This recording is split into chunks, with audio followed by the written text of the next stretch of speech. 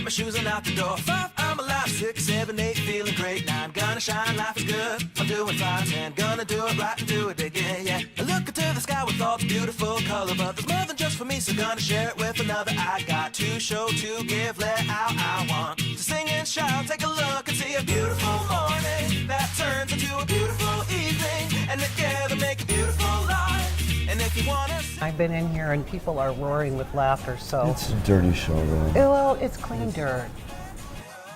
Forgive me, but the best restaurants of the world are here in Vegas. I mean, you have here the best of the best. Yes. So we have many celebrities here. The Harley Madison come over here, and Usher come over here many often, and the Paris Hilton come here, and Britney Spears came over here like 2 weeks ago.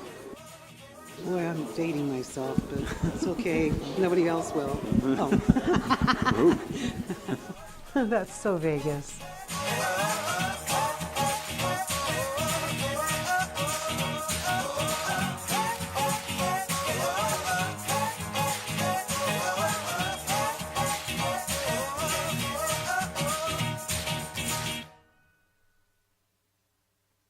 Hey, welcome to That's So Vegas. I'm your host, Christine McKellar, live here at the WCOBM studio right off of the fabulous Las Vegas Boulevard South. And I have a truly fun and fabulous guest here in the studio with me today. Sitting right beside me in all her glory is Marianne LeMoine. I was practicing my fake French accent on your name, and you have a musical partnership with another wonderful woman who just couldn't be with us here this afternoon, and that's Jeanine Marie. Oh, finally, someone who can pronounce it. I thought I did. That's so much fun. Perfect. I know, and right off the bat, I want to clue you in into how much, aside from the talent and everything, and I have seen the video clips, I'm dying to see the show, but the personalities and the humor that you two have incorporated into Broadway-type musicals of your own making, and you've written your own lyrics and tweaked a couple compositions. That's right. But the name of the show that you have coming up at the Star Bright Theater, which is out in Summerlin, is entitled You Go, Girl, Tell 'Em. 50 Pounds From Stardom. Woo! Yeah. Don't you just love it? I love it. It's absolutely just managed to build up even more than 50 pounds. It's like great. That too. It's great. Before we talk about your background a little bit, because we started with the 50 pounds, and I was kind of joking, but I do get it. So it would be like between the two of you, at some point you were maybe 20 pounds too heavy, or something like you said. Oh, right. It was a pregnancy. That's right. It's a struggle of the ups and downs of show business. Right. Ups and downs in the weight, ups and downs in the life, from being pregnancies, baby fat that's still hanging around when my son is 40 years old. So, it's just the ups and downs of show business, and it is a yo-yo, wonderful business. It's been a good ride, right? Oh, it's been a great ride. I know that between the two of you, you have performed with some of the top, most beloved icons in the industry.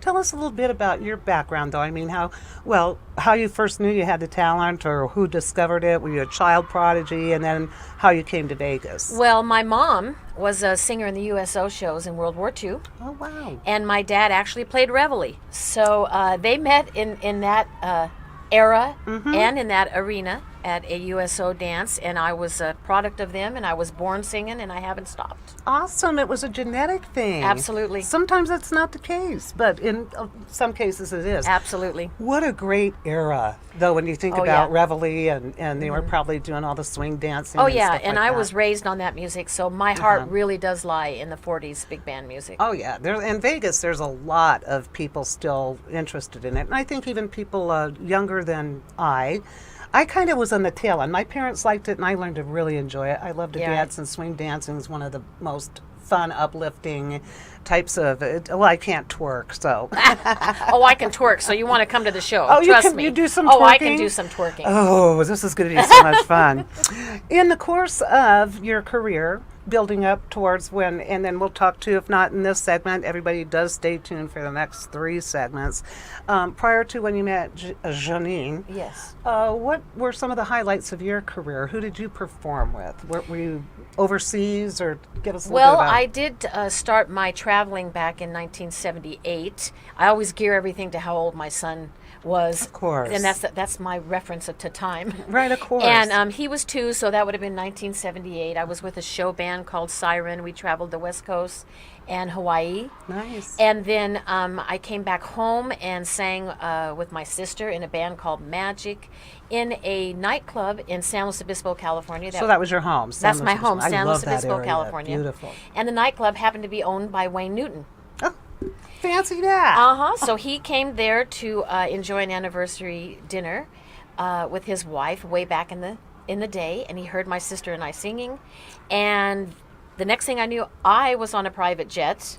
Not that he didn't choose my sister, she just opted to stay behind. Oh, okay. And I was on his private jet and in Las Vegas rehearsing for his shows. No kidding. That's truly one of those stories about the right time, Definitely. the right place, and the right person. Definitely. And where was he performing then? I can't remember. It was Well, BC. a little bit.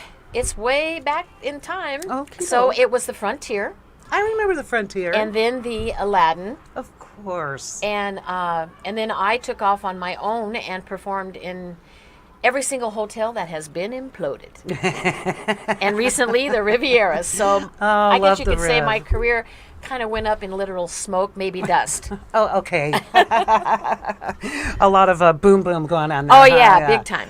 That is really interesting to be able. I never thought or had a guest yet who has put it in that perspective. I've been in every That's hotel right. that's been imploded. That's right. Did you ever give up? Well, as the hotels got imploded and things changed, did you take a hiatus in your career? Or? I did, and I went on an tour as an inspirational speaker, and I traveled for about 2 years until I was in a really bad car accident, and I was off the scene for about 5 years, 6 years. Well, I'm sorry to hear that. But I'm all revived now, so That's I'm good really to go. good. Yeah, that must have been a trauma. Indeed. Did your training in the motivational help you get through all? It must have been tons of therapy and stuff, right? Tons. Actually, I was afraid of my own shadow for about 6 years. But all that to say, I have faith, deep faith, Amen. strong faith. And we have a mutual friend who has a Yes, lot of we do. Our faith. dear Jane Post. Hi, Jane. Hi, Love Jane. you and Eric. Thinking about Absolutely. you right now. We're all sisters. Yes, that's right. We are. And so my faith and my husband and my family can't live without any of those No, things. you can't. Absolutely No. not. And No. your talent. You have an innate talent. Again, I've seen the clip. It was just fantastic. The energy, it just immediately comes across. About what time did you meet Janine? Well, Janine, those of us also refer to her as Janine. I'll But say I it love right from the- Janine, and I she's just going had to love throw it that out too. there. She's going to love No, hearing Janine, that. I'll behave right now. I just couldn't resist that French twist. There you go. Well, it's a real fun story, actually, and I'll try to give you the short version of it. My husband is Whitney Phoenix. He plays the piano at the Bellagio. I know of Whitney. And he's been there since the day they opened. Actually, Yes. the day before. Was That's he a whole on a other cruise ship segment. once? Did he do the cruise ship I thing? don't think so. Okay. It wasn't with me. If you saw him on a cruise ship, I want to take know it about back. it now. No, okay. Okay, so anyway, Whitney, my husband, was Janine's musical director 31 years ago.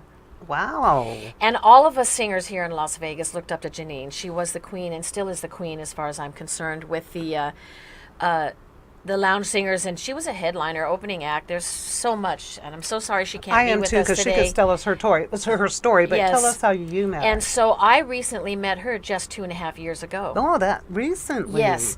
And our paths never actually crossed, and she had a dream of finding a singer, another female singer that she could sing with, and she had dreams of someone that could carry on with her with a sense of humor and still have a voice and be able to deliver the songs. And Right. there is no one who can deliver a song like Janine Marie. And she says to me, there's nobody who can deliver a song like you, Marianne. And so we have this ridiculous mutual admiration going on. I don't think it could ever be ridiculous, and I'm sure there's a picture we're going to show here in the next Okay. segment of you two together, and there's just some kind of an energy that vibrates from that. Yeah. Not to interrupt, but I do have to give this Okay. time, this goes so fast, I have to give a shout out to my sponsor, and then we're going to be back with more of the history of Janine and Marie, and I am happily sponsored by the Red Roof Inn. It's on Paradise across from the Hard Rock Hotel.